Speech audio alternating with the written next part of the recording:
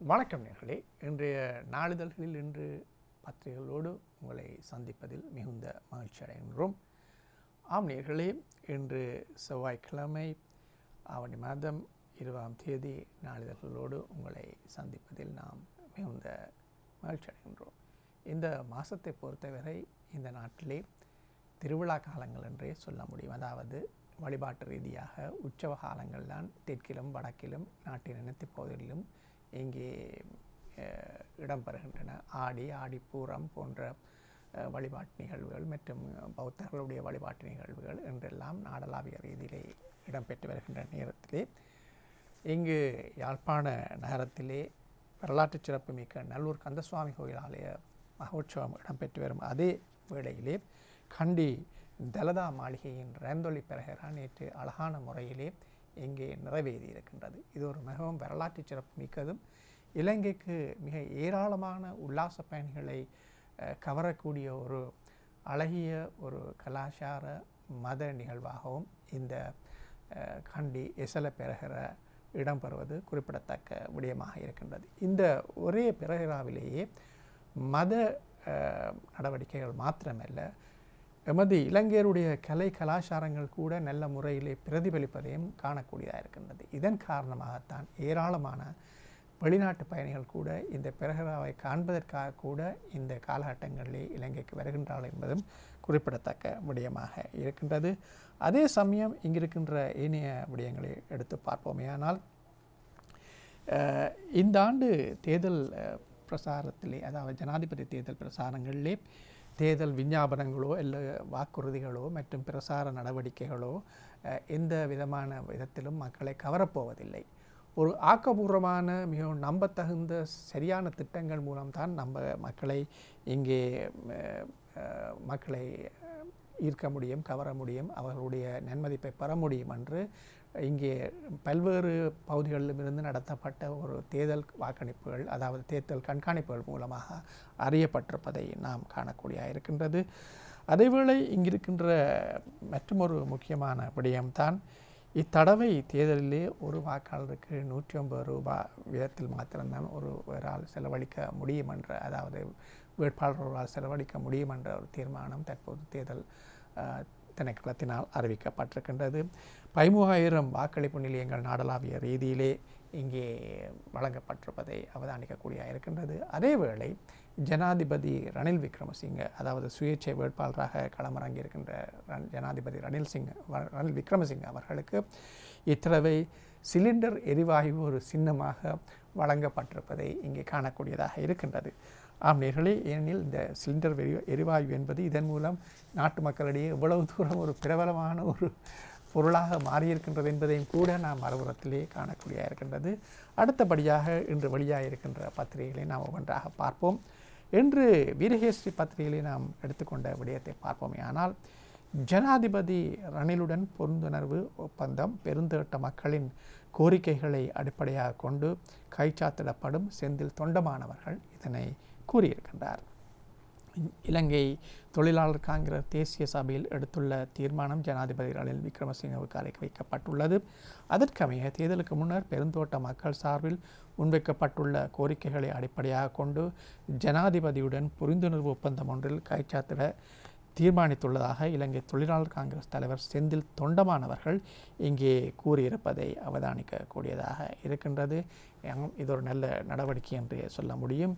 ஏனெனில் ஜனாதிபதியுடனே இந்த புரிந்துணர்வு ஒப்பந்தத்தை செய்து கொள்ளும் பட்சத்திலே ஏனைய பிரச்சனைகளை விரைவாக தீர்க்கக்கூடிய வாய்ப்புகள் அதிகமாக இருக்கும் என்பதை நம்மால் கருதி கொள்ளக்கூடியதாக இருக்கின்றது.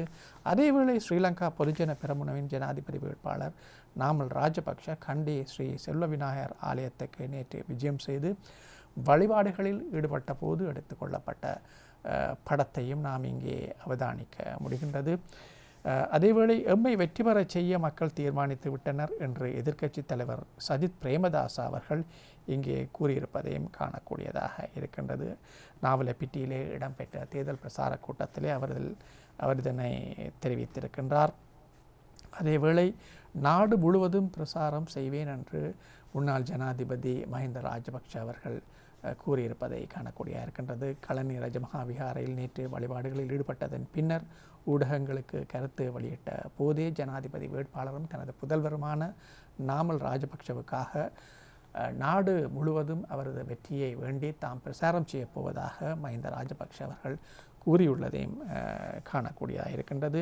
அதேவேளை இலங்கையர்கள் உட்பட 22 பேருடன் பயணித்த ஒரு கப்பல் இத்தாலியில் மூழ்கியதாக தெரிவிக்கப்படுகின்றது. இந்த இத்தாலியில் இந்த பிரித்தானிய கப்பல் மூழ்கியிருக்கின்றது. ஒருவர் பலி 6 பேரை காணவில்லை என்றும் இங்கே கூறப்பட்டுள்ளதை அவதானிக்கக்கூடியதாக இருக்கின்றது. இவை இன்றைய வீரகேசரி பத்திரிகையின் பிரதான செய்திகளாக முன்புறத்திலே இடம் பிடித்துள்ளதை நாம் அவதானிக்க முடிகின்றது. அடுத்தபடியாக இன்று வெளியாக இருக்கின்ற தினகரன் பத்திரிகையில் இருக்கின்ற விடயங்களை நாம் பார்ப்போம். இன்றைய தினகரன் பத்திரிகையில் இருக்கின்ற விடயங்களை நாம் பார்ப்போமே ஆனால், அரசாங்கத்தின் திட்டங்களை இடைநடுவில் கைவிட முடியாது. கைவிட்டால் நாட்டின் பொருளாதாரம் மீண்டும் வீழ்ச்சியடையும். ஜனாதிபதி தேர்தலில் மக்கள் தமது எதிர்காலம் குறித்து சிந்தித்து முடிவெடுக்க வேண்டும் என்று கூறுகின்றார் ஜனாதிபதி ரணில் விக்ரமசிங்க என்ற விடயத்தை நாம் இங்கே அவதானிக்கக்கூடியதாக இருக்கின்றது. ஆஸ்க் ரணில், அதாவது ரணிலிடம் கேட்போம் என்ற ஒரு நிகழ்ச்சி திட்டத்திலேயே அவர் இவ்வாறு இந்த கருத்தை வெளியிட்டிருக்கின்றார். அரசாங்கத்தின் திட்டங்களை இடைநடுவில் கைவிட முடியாது. கைவிட்டால் நாட்டின் பொருளாதாரம் மீண்டும் வீழ்ச்சியடையும்.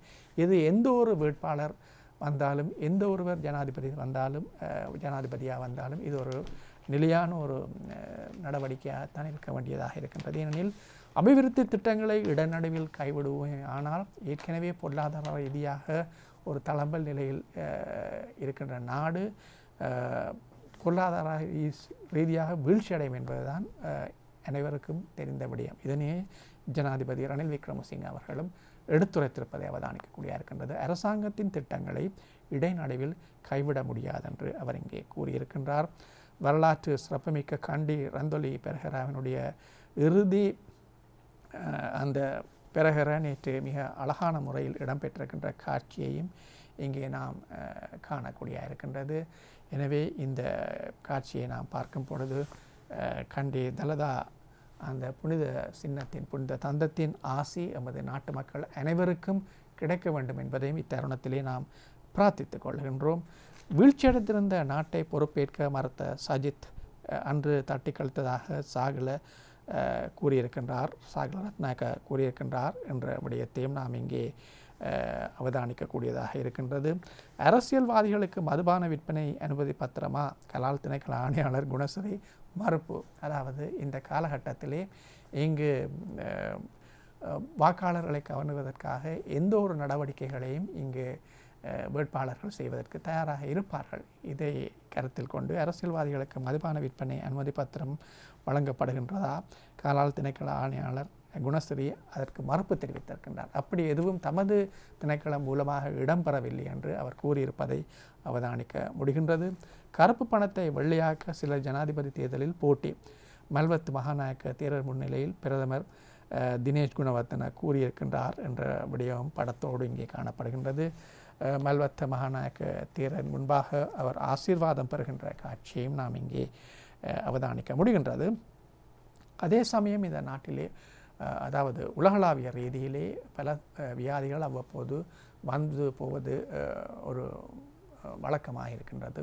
கொலரா மற்றும் அது போன்ற பல வியாதிகள் இந்த உலக ரீதியாக வந்து போவது, சர்வதேச ரீதியாக வந்து போவது ஒரு வழக்கமான நிகழ்வாக இருக்கின்றது. இந்த வகையிலே உலகை அச்சுறுத்தும் வைரஸ் குரங்கம்மை தீவிர பரவல், விமான நிலையத்தில் பாதுகாப்பு ஏற்பாடுகள் இங்கே அதிகரிக்கப்பட்டிருக்கின்றன என்ற செய்தியை நாம் காணக்கூடிய இருக்கின்றது. உலகளாவிய ரீதியில் குரங்கம்மை வைரஸ் தொற்று பரவி வரும் நிலையிலே இலங்கையில் அதன் தாக்கத்தை கட்டுப்படுத்த சுகாதார அமைச்சு நடவடிக்கை எடுத்துள்ளது. அதற்கமைய கட்டுநாயக்கா விமான நிலையம் உட்பட நாட்டில் உள்ள விமான நிலையங்கள், துறைமுகங்கள் ஆகியவற்றில் அதிகப்படியான பாதுகாப்பு நடவடிக்கைகள் மேற்கொள்ளப்பட்டுள்ளன என்ற செய்தியையும் நாம் இங்கே அவதானிக்கக்கூடியதாக இருக்கின்றது. வெளிநாடுகளிலிருந்து வருகின்ற பயணிகள் காரணமாகவும் இந்த தொற்று வரக்கூடிய சாத்தியங்கள் இருக்கின்றன. நமக்கு தெரியும், முன்பு எல்லாம் இந்த சாஸ் என்ற வருத்தம் கூட இவ்வாறு வந்ததை நாம் அறிந்திருந்தோம். எனவே இது போன்ற வியாதிகள் இலங்கையில் வரக்கூடாது என்பது குறித்த நடவடிக்கை காரணமாகவே இவ்வாறு இந்த நடவடிக்கைகள் தீவிரப்படுத்தப்பட்டிருக்கின்றன. ஏனெனில் தற்போது உல்லாச பயணிகள் நாட்டுக்கு வருகின்ற காலம், குறிப்பாக வடக்கு கிழக்கு மக்கள் கூட தற்போது திருவிழா காலமாகியால் நல்லூர் போன்ற உற்சவங்களுக்காக வெளிநாடுகளிலிருந்து வருவார்கள். இலங்கையிலே தலதா மாளிகை போன்ற உற்சவங்கள் இடம்பெறுகின்றன. எனவே இவையை கருத்தில் கொண்டும் இலங்கை ஒரு உல்லாசபுரியாக இருக்கின்ற காரணத்தினாலும் இந்த நோய் தடுப்பு நடவடிக்கைகளும் தீவிரப்படுத்தப்படுவதன் அவசியம் இதன் மூலமாக அறிய முடிகின்றது. ஜனாதிபதி தேர்தல் கண்காணிப்பு பணியில் ஐரோப்பிய ஒன்றியம், அதாவது ஜனாதிபதி தேர்தல் கண்காணிப்பு பணியில் ஐரோப்பிய ஒன்றியம் இத்தடவை இங்கே தனது பிரதிநிதிகளை அனுப்பி வைக்க தீர்மானித்திருக்கின்றது என்ற விடயத்தையும் நாம் அவதானிக்க முடிகின்றது. அதேவேளை தினமும் 1000 கடவுச்சீட்டுகள் விநியோகிக்க நடவடிக்கை திணைக்கள கட்டுப்பாட்டாளர் தெரிவிப்பு. தற்போது நாட்டிலே கடவுச்சீட்டுகளுக்கான கேள்வி அதிகரித்திருக்கின்றது, டிமாண்ட் அதற்கான கேள்வி அதிகரித்திருக்கின்ற நிலையிலே தினமும் 1000 கடவுச்சீட்டுகள் விநியோகிக்க நடவடிக்கை எடுக்கப்பட இருப்பதாக தெரிவிக்கப்படுகின்றது. ஏனெனில் தற்போது நாட்டு மக்கள் வேலைவாய்ப்புகளுக்காக வெளிநாடு செல்வது ஒரு புறம் இருக்க, உல்லாச பயணிகளாகவும் வர்த்தக நடவடிக்கைகளுக்காகவும் இங்கே நாட்டு மக்கள் வெளிநாடுகளுக்கு செல்ல வேண்டிய ஒரு நடவடிக்கைகள் தேவை அதிகரித்திருக்கின்றது. இதன் காரணமாகவே தினமும் 1000 கடவுச்சீட்டுகளை விநியோகிக்க நடவடிக்கை எடுக்கப்பட்டிருப்பதாக தெரிவிக்கப்படுகின்றது. தமிழர் ஒற்றுமையாக வாக்களிக்க வேண்டும், தமிழ் பொது வேட்பாளர் அரியநேந்திரன் கோரிக்கை என்ற விடயத்தையும் நாம் இங்கே அவதானிக்க முடிகின்றது. தேர்தல் கடமைகளில் நாடளாவிய ரீதியிலே 2,25,000 அரச ஊழியர்கள், 13,000 வாக்களிப்பு நிலையங்கள் என்ற தகவலையும் தேர்தல் ஆணையாளர் இங்கே குறிப்பிட்டிருக்கின்றார். அதேவேளை முஸ்லிம்களின் பிரச்சனைகளை தீர்ப்பதில் தீவிர அக்கறை, ரணில் ஜனாதிபதியாவது உறுதி என்று மேல் மாகாண ஆளுநர் அசாத் சாலி அவர்கள் கூறியுள்ளதையும் நாம் இங்கே அவதானிக்க முடிகின்றது. சுப்பிரமணியன் சுவாமியின் நாமலுக்கு வரவேற்பு, மஹிந்த ராஜபக்ஷவுக்கும் புகழாரம் என்ற விடயத்தை இங்கே காணக்கூடியதாக இருக்கின்றது. அதேவேளை ஜனாதிபதி ரணிலுக்கு ஆதரவு வழங்கும் விஜயகலா மகேஸ்வரன் வடக்கில் தீவிர தேர்தல் பிரசாரத்தில் ஈடுபாடு என்று இங்கே கூறியிருக்கின்றார். ஜனாதிபதி தேர்தலில் ஜனாதிபதி ரணில் விக்ரமசிங்கவுக்கு ஆதரவளிக்க முன்னாள் இராஜாங்க அமைச்சர் திருமதி விஜயகலா மகேஸ்வரன் தீர்மானித்துள்ளார். அதற்கமைவாக நேற்று முன்தினம் யாழ்ப்பாணத்தில் அவர் தனது பிரசார நடவடிக்கைகளை ஆரம்பித்திருக்கின்றார் என்ற தகவலையும் நாம் இங்கே காணக்கூடியதாக இருக்கின்றது. இவை இன்றைய தினகரன் பத்திரிகையின் பிரதான செய்திகளாக இருக்கின்றன. அடுத்தபடியாக இன்றைய தினக்குரல் பத்திரிகையில் வெளியாக இருக்கின்ற தகவல்களை பார்ப்போம். தினக்குரல் பத்திரிகையிலே வெளியாக இருக்கின்ற தகவல்களை நாம் பார்க்கும் இடத்து இன்றைய தலைப்புச் செய்தியாக இருக்கின்ற விடயம், கடந்த நெருக்கடி நிலைமையின் போது அரசை பொறுப்பேற்க நாம் தயாராக இருந்தோம், எவருமே எம்மிடம் கூறவில்லை என்கின்றார் அனுரகுமார திசாநாயக்க. போராட்ட காலத்தில் ஏற்பட்டிருந்த நெருக்கடி நிலைமையின் போது அரசாங்கத்தை பொறுப்பேற்குமாறு ராஜபக்ச தரப்பிலிருந்து எங்களுக்கு எவ்வித அழைப்பும் விடுக்கப்படவில்லை என்றும், ஆனால் எங்களுக்கு அழைப்பு விடுக்கப்பட்டதாக கூறப்படுவதில் உண்மை இல்லை என்றும் ஜேவிபி தலைவரும் தேசிய மக்கள் சக்தி ஜனாதிபதி வேட்பாளருமான அனுரகுமார திசாநாயக்க தெரிவித்துள்ளார் என்ற தகவலையும் நாம் இங்கே காணக்கூடியதாக இருக்கின்றது. அதேவேளை நிறைவேற்று அதிகார முறையை ஒழிப்போம், மக்களிடம் சஜித் பிரேமதாச உறுதி என்ற விடயத்தை அவதானிக்கக்கூடிய இருக்கின்றது. நிறைவேற்று அதிகார ஜனாதிபதி முறை இங்கே இலங்கையிலே அவரது தந்தையாருடைய காலத்திலே ஜனாதிபதி ஜெயவர்தனாவினால் அறிமுகப்படுத்தப்பட்டது. அதன் பின்னர் அவருடைய தந்தையார் கூட அந்த நிறைவேற்று அதிகார ஜனாதிபதி ஆட்சி முறையிலே ஜனாதிபதியாக குறுகிய காலம் இருந்த போதிலும் நிறைவேற்று அதிகார முறையை ஒழிப்போம் என்று மக்களிடம் சஜித் பிரேமதாச கூறியிருக்கின்றார். இது ஒரு வழக்கமான கோஷம் என்றே அறிய முடிகின்றது. ஏனெனில் கடந்த காலங்களில் கூட வந்த வேட்பாளர்கள் இவ்வாறு கூறியிருந்தார்கள், ஆனால் எதுவுமே நடைமுறைப்படுத்தப்படவில்லை. அந்த பதவிக்கு வந்ததுமே அது ஒரு மிகவும் பலம் மிக்க ஒரு அதிகார முறை என்று அதிலே சுகம் காண வந்தவர்கள் தான் அதிகமாக இருக்கின்றார்கள். 22 சஜித்தின் தேர்தல் விஞ்ஞாபனம் வருகின்றது என்று இங்கே கூறப்பட்டிருக்கின்றது. அதாவது 22ஆம் தேதி சஜித் பிரேமதாசவின் தேர்தல் விஞ்ஞாபனம் மேனிஃபெஸ்டோ வெளியாகும் என்றும் இங்கே கூறப்பட்டுள்ளதை அவதானிக்க முடிகின்றது. திருகோணமலை மாவட்டத்தில் 43,000 ஏக்கர் காணி அபகரிப்பு. திருகோணமலை மாவட்டத்தில் மொத்தமாக 43,000 ஏக்கர் விவசாய காணிகள் எல்லையிடப்பட்டு அபகரிப்பு செய்யப்பட்டுள்ளதாக இலங்கை தமிழரசுக் கட்சியின் திருகோணமலை மாவட்ட பாராளுமன்ற உறுப்பினர் கதிரவேலு சண்முகம் கோதாசன் தெரிவித்திருக்கின்றார் என்ற விடயத்தையும் நாம் இங்கே அவதானிக்க கூடியதாக இருக்கின்றது. 2025 பட்ஜெட்டில் அரச ஊழியர் சம்பள உயர்வுக்கு 18,500 கோடி ரூபாய் என்று இங்கே சொல்லப்பட்டிருக்கின்றது, ஒதுக்கப்பட உள்ளது என்று சொல்லப்பட்டிருக்கின்றது. 2025 பட்ஜெட்டில் வரவு செலவு திட்டத்தில் அரச ஊழியர் சம்பள உயர்வுக்கு 18,500 கோடி ரூபாய் ஒதுக்கப்படும் என்று இங்கே கூறப்பட்டுள்ளதையும் நாம் தினக்குரல் பத்திரிகையிலே காண முடிகின்றது. மற்றும் தமிழன் பத்திரிகையில் இருக்கின்ற விடயங்களை நாம் பார்ப்போம்.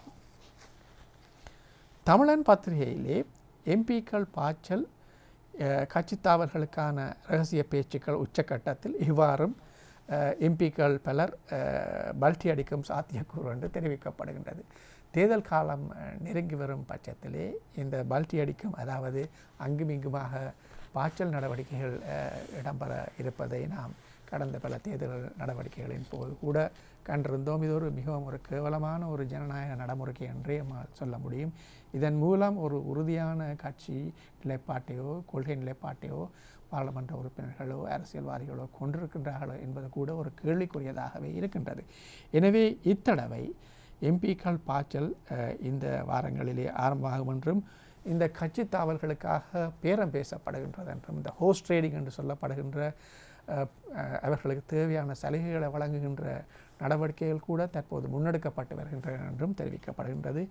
இது பற்றிய செய்தி இன்று தமிழன் பத்திரிகையிலே முக்கிய செய்தியாக இருக்கின்றது. ஹெரின் மனுஷவுக்கு ஆலோசகர் பதவிகள். முன்னாள் அமைச்சர்களான ஹெரின் பெர்னாண்டோ மற்றும் மனுஷ நாணயக்கார ஆகியோருக்கு ஜனாதிபதி ரணில் விக்ரமசிங்கவினால் இரு விசேட ஜனாதிபதி ஆலோசகர் பதவிகள் பெற்றுக் கொடுக்கப்பட்டுள்ளன என்ற செய்தியையும் நாம் இங்கே அவதானிக்க முடிகின்றது. வேட்பாளர்கள் 60 நேருக்கு நேர் விவாதம். பெஃப்ரல் அமைப்பு இதனை ஏற்பாடு செய்திருக்கின்றது. எதிர்வரும் செப்டம்பர் மாதம் 7ஆம் தேதி நேருக்கு நேர் விவாதம் ஒன்றை நடத்துவதற்கு பெஃப்ரல் அமைப்பு ஏற்பாடு செய்திருக்கின்றது. இது ஒரு உயர்ந்த தரத்திலான ஒரு ஜனநாயக நடைமுறை என்றே எம்மால் கருத முடியும். ஏனெனில் அமெரிக்கா போன்ற நாடுகளிலே அந்த வேட்பாளர்களுக்கு இடையே இது போன்ற விவாதங்கள் இடம்பெறுவது வழக்கம். இதை நல்ல முறையிலே நடத்தும் பட்சத்திலே வேட்பாளர்களுடைய அவர்களுடைய நிலைப்பாடுகளை நாட்டு மக்களினால் நாடி பிடித்தறிய முடியும், அதாவது நாடு பிடித்தறிய முடியும் என்று கூட எம்மால் எண்ணக்கூடியதாக இருக்கின்றது. அவர்கள் எவ்வாறான நிலைப்பாட்டை கொண்டிருக்கின்றார்கள், அவருடைய மக்கள் நலன் குறித்த நடவடிக்கைகள் எவ்வாறு இருக்கின்றன என்றே அறிய முடியும். கட்சியின் கதவுகள் திறந்தே உள்ளன, நாமல் எம்பி உருக்கம் என்று இங்கே கூறியிருக்கின்ற இன்னொரு விடயத்தையும் அவதானிக்க முடிகின்றது. தேர்தல் கண்காணிப்புக்காக ஐரோப்பிய விசேட குழு இலங்கையில் முகாமிட்டிருக்கின்றது. அதாவது தேர்தல் கண்காணிப்பு நடவடிக்கைகளை மேற்கொள்வதற்காக இங்கே ஐரோப்பிய கண்காணிப்பாளர்கள் வந்திருக்கின்றார்கள். 26 நீண்டகால கண்காணிப்பாளர்கள் கண்காணிப்பு பணிகளில் ஈடுபட உள்ளதாகவும் ஐரோப்பிய ஒன்றியம் அறிவித்திருக்கின்றது. இதன் மூலம் இங்கே முறைகேடுகள் மற்றும் ஏனைய நடவடிக்கைகள் ஈடுபடுமா என்பது பற்றி அவர்கள் கண்காணிப்பார்கள். அவர்கள் அதிலே மிக உன்னிப்பாக இருப்பார்கள் என்பதையும் நாம் இங்கே அவதானிக்க முடிகின்றது. அடுத்தபடியாக நாம் ஒரு சிறிய இடைவேளையின் பின்னர் இங்கு இந்த பத்திரிகை கண்ணோட்டத்திலே தமிழ் பத்திரிகைகளுக்கு பின்னர் நாம் மீண்டும் ஆங்கில சிங்கள பத்திரிகைகள் மூலமாக உங்களை சந்திப்போம்.